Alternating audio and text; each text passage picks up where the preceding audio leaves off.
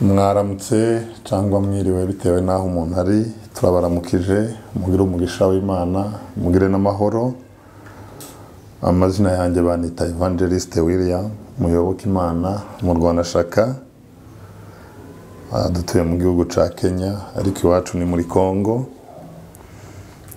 Reka tuganire ijambo ry'Imana rigaragara mu gitabo c'Itangiriro ibice bitatu umurongo w'16.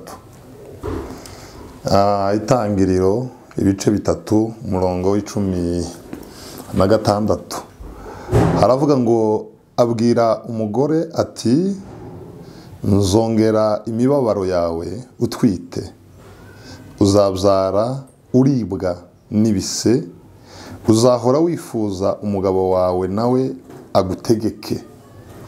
Umugore azahora yifuza, hanyuma umugabo ategeke umugore. Dusubiyemo gatoya, hari nk'udupointi. Imana ibwira umugore iti nzongera imibabaro yawe utwite. Imibabaro y'umugore Imana yayiteganyirije atwite, ngo Imana izayongera ku yasanzwe agira mu buzima busanzwe. Imana ifite ahantu yategeye. Hariho abantu bagutega iminsi, arakubwira ati genda ariko iminsi ndayiguteze. Aha naho Imana iteze abagore iminsi, irababwira ati mfite ahantu nzongerera imibabaro. Ni ukuvuga umugore afite imibabaro twese dusangiye nawe ya hano mu isi, ariko Imana ikongera ikamubwira ati noneho nunatwita nzongera indi mibabaro. Uzabyara uribwa n'ibisi, uzahora wifuza. Imana yashize ibyifuzo by'umugore kugira ngo bikemugwe n'umugabo. Impamvu zanye iki cyanditswe, hari ibintu mperutse kutambutsa mu nyigisho zanje narimo nigisha, bizana impaka mu bantu. Bamwe bati uyu musore ibyo akoze ntibibaho kuko abagore b'ubu hari abagore batunze abagabo. Bibiliya iravuze hano ngo ibyifuzo by'umugore bizagarukira ku mugabo. Umugore azahora yifuza, hanyuma umugabo abikemure narangiza amutegeke. Dusimbuke tuje ku murongo w'19. Ku murongo w'9 haravuga ngo uzajya ubona ibyo kurya wirushe. Ahanga dusubira kugira ngo bizumvikane neza. Ku 17 yaravuze ngo hanyuma abwira umugabo. Imana ibwira umugabo iti wumviye inama mbi y'umugore wawe, ujya ku mbuto z'igiti nakubujije. Kubera ibyo wakoze ubutaka buravumwe. Kubera ibyo wakoze ukumvira umugore wawe, mukajya ku giti nababujije. Today, guhera none, ubutaka ndabuvumye. Iminsi yose yo kubaho kwawe uzajya uhinga uruhe kugira ngo ubone ibigutunga. Iminsi yose y'umugabo, Bibiliya iravuze ngo iyo minsi yose uwo mugabo azoza ahinga, ngo hanyuma ngo kugira ngo abone ibimutunga, ngo bizoza bikomoka mu muruho. 18 ubutaka buzamera amahwa n'ibitovu, utungwe n'ibimera byo mu gasozi. 19 uzajya ubona ibyo kurya wiyushe akuya, kugeza igihe uzapfira usubire mu gitaka, kuko arico wavuyemo. Koko uri umukungugu kandi uzasubira mu mukungugu. Amen. Dusimbe dusome mu gitabo c'Abatesalonike ba kabiri, ariho dusoreza mu makuru ya Paulo, kubera ko abantu benshi batemera isezerano rya kera, ariko abantu benshi bemera isezerano rishya. Abatemera isezerano rya kera ashobora kuvuga ngo ibya Adamu na Eva ntibitureba. Reka twumve uko Paulo we yabivuze, wo mu isezerano rya none umubare mwinshi w'abantu wemera. Abatesalonike ba kabiri ibice bitatu umurongo w'10 haravuga ngo koko rero igihe twari iwanyu twarababwiye tuti udashaka gukora ntakarye. Aya ni amakuru, ibyo ari byo byose urumva ni inkuru avuze none, ariko azikomoye ko mu makuru bamubwiye. Aravuze ngo igihe twari iwanyu, ni muri pasi, igihe twari iwanyu twarababwiye tuti udashaka gukora ntakajye. Imana ibafashe, Imana ibaganze, tubane muri aya magambo mu mwanya muto cyane, ntabwo turi bubatindire. Aya ni amakuru yo gukora. Nanze gusoma imirongo myinshi, hari indi mirongo iri mu gitabo c'imigani yigisha abantu gukora saving, hari indi mirongo iri mu gitabo c'umubwiriza ivuga ku gushora, ahantu henshi umuntu akwiriye gushora kugira ngo Bibiliya avuga ngo unyanyagize imbuto zawe ahantu henshi, ahantu hatandukanye. Kuko nyine twarimo tubivuga, ni dukoze iki kiganiro kugira ngo dusobanure ibintu twavuze ahandi hantu abantu babashe kubyumva neza cyane. Twisiguraho nta muntu twari dushaka n'umwe gukomeretsa. Twebwe interpreta Bible, tuvusobanura Bibiliya, ariko kiza kintangaza abantu bagakomplaininga ari twe bavamia, aho ngo bavamia umwanditsi wa Bibiliya. Jewe nta kintu gisha mvuga, ahubwo ngewe nsobanura iyi mirongo nsomye. Narimo mvuga ngo amahame atuma umuntu atunga, nigisha abantu. Ese umuntu nababwira ngo dutunge, gutunga si bibi, ariko mugakomplaininga ati n'umuhungu atubwira nabi, umuhungu yigisha nabi. Kandi ngewe nta yindi objectif ngamije kubwira urubyiruko kwiteza imbere kugira ngo tugire ejo heza, dutunge, tugire amago yacu meza, tubeho mu buzima bwiza. Ibi rero biza ryari? Biza mu gihe twumvise izi principe z'Imana. Imana yahaye umugabo imuhereza inshingano ze, n'umugore imuha inshingano ze. Umunsi bakoze icaha mu ngobyi ya Edeni, Imana yabashize mu ngobyi ya Edeni. Abaririmbyi bavuga ngo mbere yuko Imana ikurema, we yabanjije kukuremera Edeni. Imana mbere yuko irema Adamu na Eva yabanje baremera Edeni, ingobyi ya Edeni, ibaterekamo harimo buri kimwe cyose. Irangiza ibaha condition yo kutarya ku giti c'ubugingo n'igiti cyo kumenyesha ikibi n'iciza. Hanyuma inzoka ariyo Satani iraza irabashuka. Eva yumvira inzoka, atega amatwi inzoka, ntiyumva umugabo. Umugore wese utazawumva umugabo, ico ni ikibazo. Bibiliya iravuga ngo Adamu azanirwa kuri ya mbuto. Imana ntiyahaye Eva condition, Imana yahaye Adamu condition. Niyo mpamvu Imana ntizabaza umugore urugo rwe, ahubwo Imana izabaza umugabo urugo rwe. Abantu baza basoma Bibiliya cyane baza batubwira inkuru za Eli. Eli yararimbutse kubera yananiwe kwasira responsabilité z'urugo rwe, ararimbuka. Eli nta muntu Eli yishe. Eli ntiyari umurozi, Eli ntiyari umusambanyi, Eli ntiyari umusinzi, ariko Eli yananiwe gushira urugo rwe ku murongo. Bibiliya ivuga ko Imana yahaye Adamu amabwiriza, iramubwira ngo wa mugabo we, ngushize muri iyi ngobyi, uyirinde, uyikorere, uyubahishe, etc. n'ibindi. Hanyuma Adamu umugore wiwe aba ari umuzanira. Satani abagore bubahwe, ni Bible ibagererana n'abanyantegenke. Satani aba ari winyuramo, hanyuma umugore nawe azanira umugabo, bacumura ku Mana. Bamaze gucumura ku Mana, Imana yirukana aba bantu muri no ngobyi. Ahantu yari yarabateganyirije irabirukana. Imaze kuyirukana ibashiriraho buri muntu imuha inshingano. Ibwira umugore ngo wa mugore, kuko wumviye Satani, mfite ahantu ngutegeye, niko Bibiliya yavuze ngo nzongera imibabaro, zongera nitazidishiya imibabaro yo mu isi tuzatuyisangana, ariko hari ahandi hantu ngutegeye. Nuja kubyara zongeramo ka ucungu, nongeremo uburibwe bw'ibisi, uzabyumva ugiye kubyara. Niyo ni Imana irimo ibwira umugore, wa mugore wewe ntabwo uzarya birusha, nta nubwo uzambara birusha, nta nubwo uzishura inzu birusha, ntabwo uzishurira abanyeshuri birusha. Izo ni iby'umugabo. Bavandimwe, nubwo tworeka kubivuga, ni Bibiliya ibivuga. Aha narabivuze, ndabivuga ngo nk'umugabo ushakira ubuzima mu mugore aba arimo agerageza nge nta muntu natunze agatoki mu kagira Imana aba arimo ahunga inshingano Imana yamuhaye. Imana yahaye umugabo inshingano zo gukorera urugo rwe. Imana ibwira umugore ngo uzorya urusha, uzabyara urusha, zongera imibabaro, zongera uburibwe, kandi umugabo wawe azoza gutegeka. Nakoze research ngufi cyane ku banyakenya, ku banyagihugu, babaza impamvu ki bakunda gukora amadivorce cyane.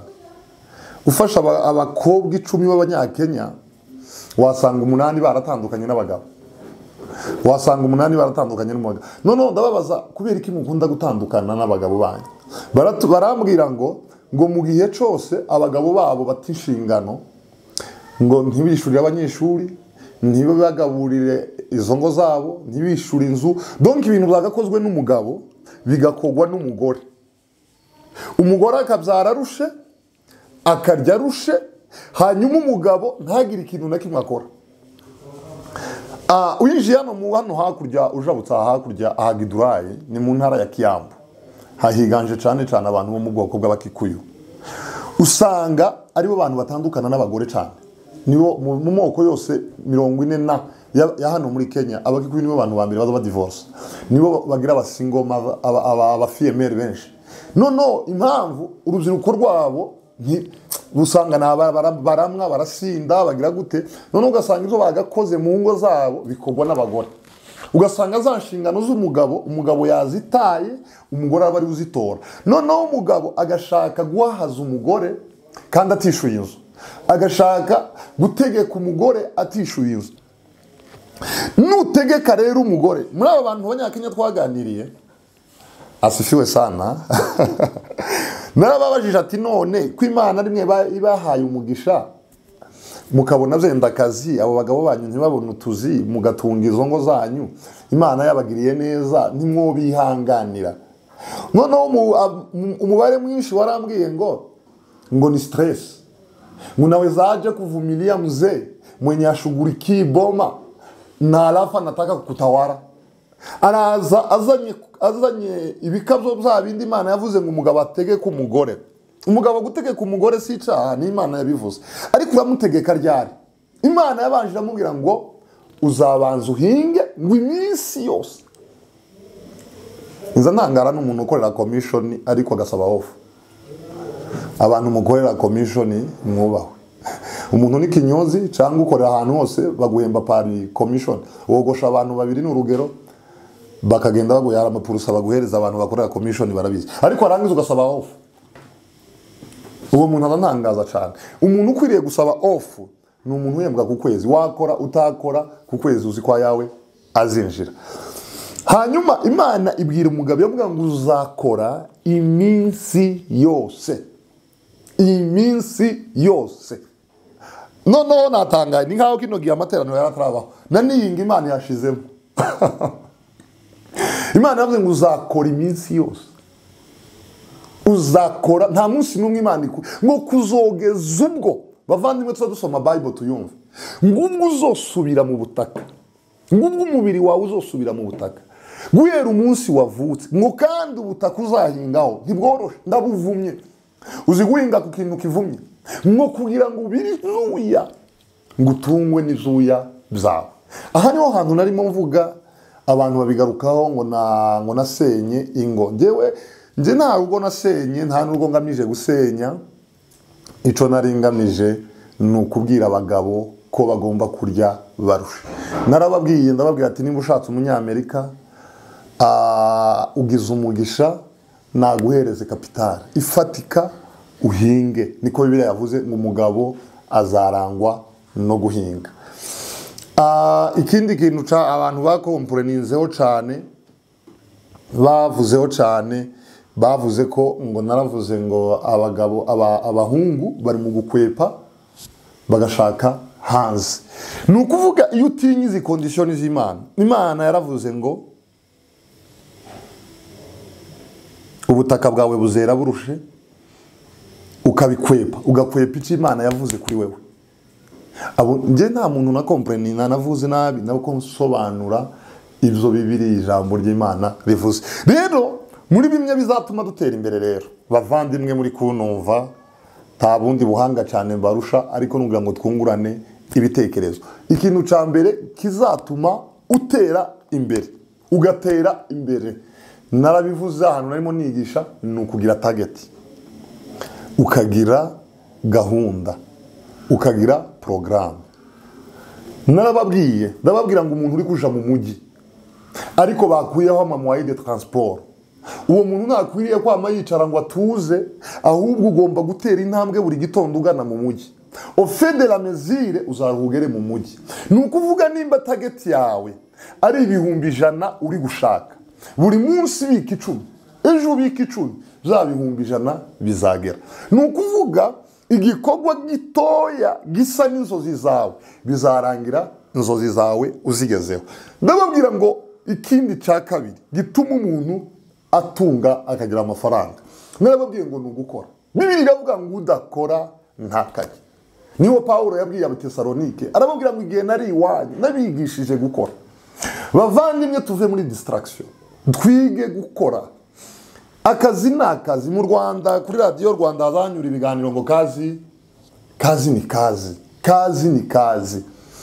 Ushobora gukora ikibanda, ushobora gukora, sinzi abantu babaroze, nimugani wa Paulo wabwiye Abagalatiya ngo ninde wabaroze, uwo babwiye ko akazi ari ikintu kinini. Ikintu cyose kikwinjiriza amafaranga, nubwo cyaba gisa n'igisuzuguritse mu maso y'abantu, wewe wifitiye target yawe, wikumva amatwi y'abantu, wewe reba ikintu uri gukora umurimo. Narimo mvuga ibintu bituma umuntu atunga. Ibi ni nahoze nabivuga kandi nzakomeza bivuge kugeza ubwo twese tuzaza kuzumva. Gukora, uyu mwanditsi ni Salomo ni umunyabwenge mu bantu bose babaye muri Bibiliya. Ndagira ngo dukoreshe noneho Bibiliya, abantu bari mu kuntera amabuye bazi tuzoyatere Salomo, kuko jewe ngiye gusobanura ibyo Salomo yavuze. Hano Imigani ibice 6 umurongo wa 6 aravuga ngo wa munyabutewe sanga ikimonyo witegereze uko kigenza kandi ugira ubwenge, tikigira umutware cyangwa igisonga cyangwa shebuja, ariko gihunika ibiryo byaco muci kandi mwisarura kikishakira ibigitunga. Uzasinzira ugeze ryari wa munyabutewe? Uzakanguka ryari uti henga nsinzire gato nihweture kanzinya kandi nifunyafunye sinzire, kuko ubukene buzakugeraho kumwambuzi n'ubutindi bugutere nk'ingabo. Bavandimwe, uyu ni Salomo arashishikariza abantu gukora. Arabwira abantu ngo mwe gusinzira nta mumaro bigira, gusinzira nta nyungu bigira haba nimwe, ngo hega ngo mbanze nifunyafunye. Rero mu bintu bituma dukanguke tuve mu bitanda tuje gukora, cyane nongere nisigure kuri ba bantu biwanje noneho barenda kunyica abana we baba bavuga ngo ndi guteranya ingo z'abadiaspora. Abadiaspora bo muri babadamu mwashatswe n'abagabo b'abanyafrika, mwashatse abadiaspora, munumve neza, singamije guteranya gusenya ingo zanyu, oya, ahubwo ikintu jewe mbwira abagabo b'abanyafrika bashatse abadiaspora, mufite umugisha munini cyane kuruta ndetse wacu. Muri abanyamugisha, musanzwe mufite ama opportunité menshi. Rero ico jewe mbabwira, aba badiaspora banyu, aba badamu banyu bafite amafaranga menshi cyane ku account yabo, aho kugira ngo buri kwezi azagenda kuri account akureho $100 akohereza, ukundi kwezi ni kugera akureho $200 akohereza, ukundi kwezi ni kugera akureho $100 akohereza. Jewe nkaba nababwira ngo mu nama zanjye, bwira uwo mudamu wawe afite amafaranga aguheze byibure $4,000 cyangwa $10,000 cyangwa 20 cyangwa 50. Wewe kora budget, umukorere budget ya business, umuhereze business, umubwira ati madame n'ubundi butunzi bwawe n'ubwanje supportinga, apana buri kwezi kunohereza. Wa mugabo we ufite abana bene wanyu biga, ufite mama wawe, ufite papa wawe, none se aba bantu bose umugore wawe ni uzoza ubafasha? Uko si ukuvunana ukwere? Ahubwo njewe ico navuga, umugore wawe nagufashe wewe, aguheze kapitale, wewe ucuruze, noneho nawe ufashe bene wanyu, ufashe. None se tuvuge nimba ufite barumuna bawe biga bakabirukana ku ishuri, uzohamagara umugore ngo ba petite sœur cyangwa ba petit frère babirukanye unohereze minervare. Ubu nyine ruguru hari intambara, abantu bose bavuye mu byabo, uzohamagara umugore wawe uko afite abawe ni nako afite abamuvukaho. Jewe nkumva izoba byiza akuremeye akazi, mu gitondo ukabyuka ukaja gukora, nawe akabyuka muri Amerika akaja gukora, hanyuma ukagira amafaranga nawe akagira amafaranga. Niwo amahoro jewe mbona yaba ameze neza. Rero ikintu nasoreza kuri ico kintu, aba diaspora mwubahwe, sinshatse gusenya ingo zanyu pe, ahubwo muganire, ufashe umugabo wawe umuremera akazi. Hano habaho ibintu byinshi, hano hari abantu benshi bacuruza ibitenge, umugabo wawe azaja Tanzania aje mu Bushinwa kubizana kore stock yabyo si. Bano bantu bose bacuruza ibitenge tubazafasha kurangura kuwo mugabo wawe. Umugabo hano abantu benshi bakora ibintu by'ama protector screen. Umugabo wawe nagende mu Buhinde agende Dubai azane container y'ama protector amene. Aba bantu bose baje kurangura, baje kumurangurira. Uzaba umubahishije gusumba kwirigwa imuhira, kuko ejo bundi apana ya mafaranga, kubera ko ubu nyine mu diaspora usigaye mweza asigaye $1 akakubwira n'icyo ugomba kuzikoresha. Yakubwira ngo ugure ishati ngo mpaka uyifotore uyimwohereze. Waje no muranyica, ariko ni kukuri kugomba kuba. Yakubwira ikintu umupaka mwifotore, naguha ifaranga wigenge, tuve mu gikoroni, tuve mu gikoroni. Ico ni ikintu narimo mbwira abantu gukora ni intambwe imwe ituma abantu batunga. Hano mu gitabo c'imigani hari indi verse ivuga ngo winaniwe arananuka. Titugomba gushakira umuzima mu bundi muntu. Nimba umuntu yemewe kugufasha rimwe, ntiyemeye kugufasha iminsi yose, nimba wewe ubwawe ubuzima bwakunaniye urananuka, niko Bibiliya ijambo ry'Imana rivuga ngo winaniwe azananuka. Rero nta muntu, iki kintu nkivuga, nta muntu waremewe kwikorera imitwaro yawe. Sindi kuvuga aba diaspora, natwe twese hano umuntu wese yorohereze undi muntu. Umenye ko amabezo yawe ugomba kuyikemurira mu biganza byawe, mu bwenge bwawe, muri mind yawe. Umenye ko ugomba kwifasha. Hari ijambo Perezida w'u Rwanda azavuga ngo kwigira. Buri muntu wese yumve ko agomba kwigira. Nimba ufite umugisha w'umuntu ugufasha, menye ko kugufasha bitazahoraho. One day bizarangira. Nibirangira bizarangira ugeze uwo muntu natongera kugufasha uzapfa. Izo nibyo bintu mba ndi kuvuga abantu nguru ya muhungu ngo ariyemera ngo avuga nabi. Ndi kuvuga nabi je uri kubwira abantu ngo dutere imbere. Ibi ni nabyo abapasitoro bacu, abapasitoro mwubahwe, abapasitoro mwubahwe cyane.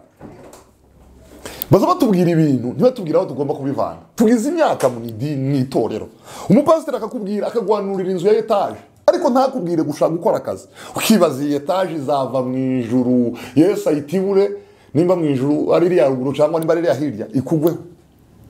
Nimba Imana ikubwiye inzu, tekereza. Imana ishimwe ko ivuze inzu, utekereza ikibanza kwa nta n'ikibanza ufite. Nimba Imana ivuze inzu, wewe shaka ikibanza basi. Mu bintu byose kino gitabo nje nasomye, Imana izikenera sample. Ibi ndabizi ko muri buntera amabuye. Imana izishaka echantillon gatoya mpereho. Yabwiye Mose ngo ufite iki? Fite inkoni. Okay, iyo nkoni irambure hejuru y'inyanja. Imana nimba ikubwiye ngo nzaguha etage, okay, wowe ufite iki kugira ngo iyo etage igegweho? Imana yakubwiye imodoka, ntiwanashatse na permis, sinzi nimba uzoyisunika kimba uruweti. Imana yakubwiye kuja muri Amerika, ntiwanashatse passport. Bamwe baza bagenda kwishuza Imana ngo Mana uzodutwara ryari muri Amerika, nta passport agira laissez-passer. Wakoze confusion y'Ubugande.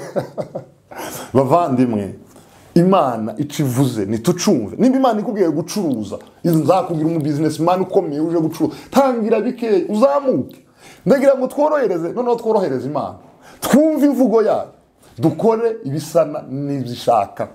Rero gukora nongere mbisubiremo, umugore uri muri Amerika nakore. Ni Bibiliya iravuga ngo umugore ntakakore abyare arusha, umugabo akore. Iyo ni Bibiliya. Jewe ku giti canje ndavuga ngo abagore nimukore n'abagabo nidukore, ariko umugabo ariwe ntiwishingikirize kuri umugore, ukore. Hanyuma uriya mugore mufashanye, ariko uriya mugore afite inshingano ze. zo kubyara arusha. Tibinadangaje ko umugore yo bakorera amafaranga angana n'ayawe ariko akakubwira ngo ngurira igitenge. Bibiliya yavuze ngo ibyifuzo by'umugore nibigarukire ku mugabo. Ni Bibiliya, ibyifuzo by'umugore nibigarukire ku mugabo. Ubu nyine noneho biri mu kuba inverse, ugasanga umugabo ibyifuzo bye biri kugarukira ku mugore. Ico nico kintu narimo mvuga about gushaka gushaka abagore b'aba diaspora kugira ngo baturuhure imiruho. Oya, aho ngaho tugomba guhindura iyo mind. Abe n'abagore bo muri Amerika yuganire nabo baravuga ati turarushe ibyifuzo by'umugabo mwene wabo yagwaye umugore n'umugabo umwe n'uwo wamushatse nakemuriza uwo yashatse, hanyuma uwo yashatse nawe nashaka akazi akore muri ibibazo za bene wabo. Aha murantera amabuye. Rero Imana ibaheze umugisha. Ikindi ni ukwiteganyiriza. Iki kintu narakivuze, ndavuga ngo umuntu wese ajye atekereza ejo. Ntabwo tugiye gupfa, n'ugiye gupfa azasiga abana. Tekereza ejo, tekereza ejo. Bibiliya yavuze ngo ibimonyo ntibigira umutware, ntibigira n'ubwenge bwinshi cyane, ariko bizi gutekereza igihe cy'imvura, ngo bikibikira bizabitunga mu gihe cy'izuba, ngo muce birasohoka bikazana bigahunika. So dutekereze. Narabivuze cyane, ndabivuga ku bantu b'abagabo, naravuze ngo ba data bananiwe kwiteganyiriza, none basigaye batanga abana babo nk'igishoro. Agafata umwana wiwe kubera ko abyaye umwana mwiza w'umukobwa, akavuga ngo ntazashakwa n'abandi, azashakwa no mu diaspora. Mwitegereze ibimunye. Rero ndikubwira abana ayo magambo bakanumva nabi. Tuve mu bintu bya distraction, ibintu byo mu kirere, ibintu tuje muri logique bifatika, ibidafatika nyine nuko. Twigisha nabwira abantu ngo itorero ni kaminuza. Twagize umugisha wo kwiga ku university akomeye. Twagize umugisha wo kuja mu kanisa. Rero mu kanisa si winjije ziba. Bibiri zivanga umunsi umwe Petero na Yohana bagiye mu rukiko ngo bisobanure. Abigishwa baratangara. Abanyarukiko barumirwa bavuga ngo aba bantu ko tuzi neza ko batize. Ubwenge babasha kubukura. Baravuga ati aba bantu babanye na Yesu. Kwa Yesu ntanjije zibayo. Kwa Yesu niwe nyiri bwenge. Yesu niwe nyiri impano z'ubwenge. Rero abari kuri Yesu sitwe tugomba kubinjisha. Uyu munsi abapagani baraduseka, abapagani baradusuzugura. Nitwe bakene, mu kanisa niho baba bakene. Abagire bose bibera mu tubari n'ahandi. Mu kanisa niho hantu haba bakene. Dr. Paul Gitwaza yigeze kutubwira ngo yagiye kwa Yongico, ngo bari bafite conference y'abapotre, ngo kandi ngo buri mu apotre wese ngo akazazana n'umushoramari ukomeye mu idini rye.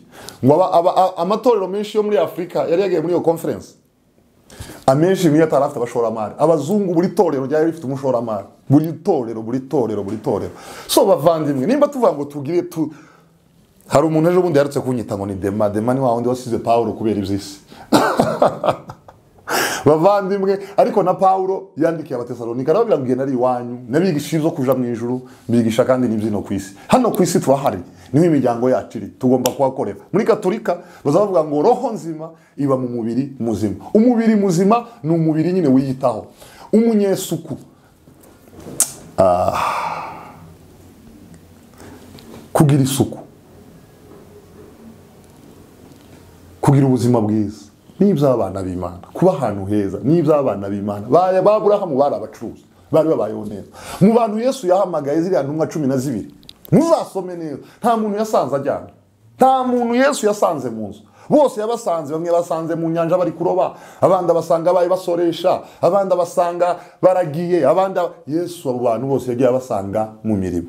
Rero bakozi b'Imana, duhaguruke, dukore, dusenge, dusome ijambo ry'Imana, dukorera amafaranga, dufukame, dusenge cyane, byose ngo bifatanyiriza hamwe kutuzanira ibyiza. Navuze ngo twige gukora saving. Icakane, nabwiye abantu kwirinda umwuka wo gusesagura.